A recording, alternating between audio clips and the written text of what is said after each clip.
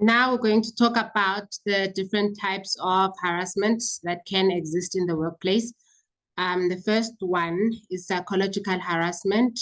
Second one being physical harassment. Third one being passive-aggressive harassment. And then the fourth one being mobbing and online harassment. So I've combined the mobbing and online harassment, but they can be separated. So let's just delve into each one of them to see what each one of them entails. So physical harassment involves any form of physical attack, threatened violence, or gestures that intimidate, harm, or threaten an individual in the workplace. And they can include actions such as hitting, pushing, unwanted touching, or any other physical behavior that creates hostile and an unsafe environment in the workplace.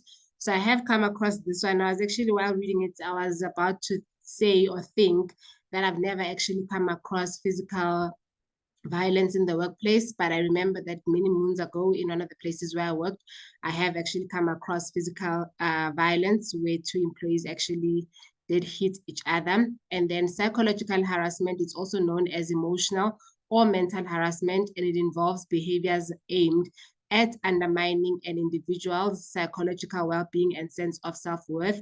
And they can include slander, defamation, sabotage of work projects, or demotion without a cause. And then passive-aggressive harassment. This includes behaviors such as gossiping, spreading rumors, negative joking, sarcasm, condescending gestures, or mimicking to ridicule or belittle the victim.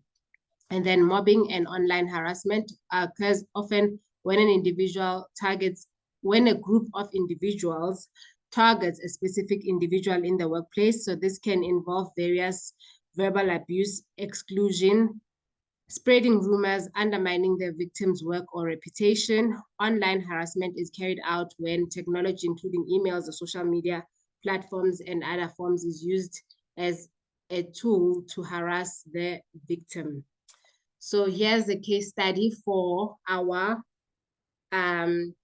definition of harassment. So here's a case study. So the name of the case study, I've called it Annie Goes on Maternity Leave. So Annie joined as a finance director at Shuguma Enterprises, with Johan serving as a finance manager reporting to her. Annie took maternity leave for 5 months, starting from 1 August 2016 and returned to work January 2017.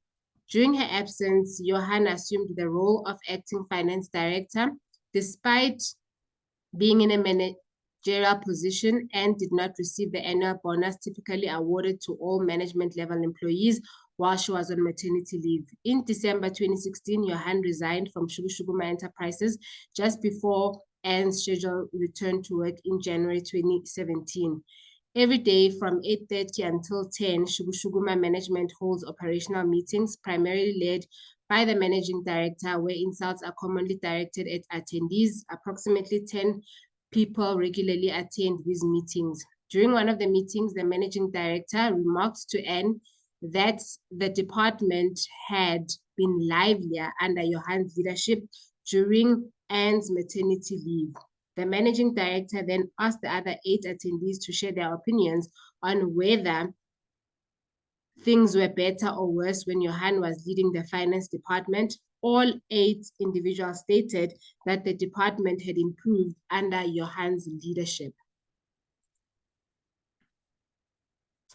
So now, as part of our activity, please select what type of harassment is the previous scenario where Anne went on maternity leave.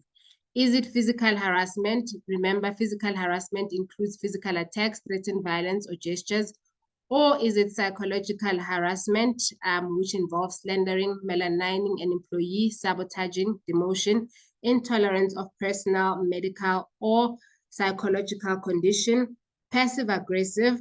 Or is it mobbing? Does it fall under mobbing and online harassment? So remember, mobbing is a group of individuals targeting an individual. And then online harassment is done through technology, through emails, media, and memes, okay?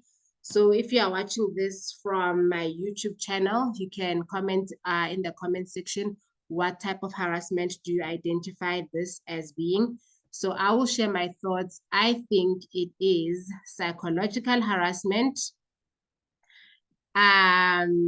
because I would say that they are intolerant of Anne's personal and medical condition, because the maternity was a medical condition, it was a personal condition for her. So they were intolerant of her being on maternity leave.